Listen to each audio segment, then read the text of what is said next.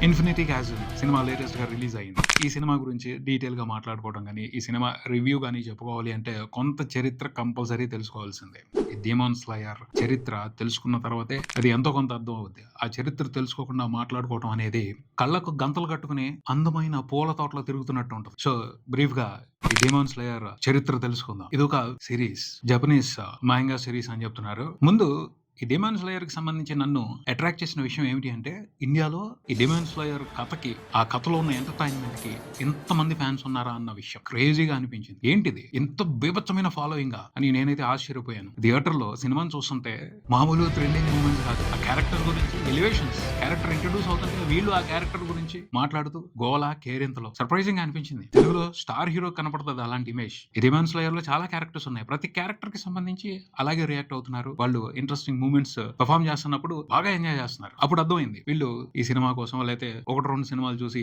ఈ 'డీమన్ స్లేయర్‌తో' ప్రేమలో పడలేదు. చాలా లాంగ్ రిలేషన్‌షిప్‌లో ఉన్నారు అని.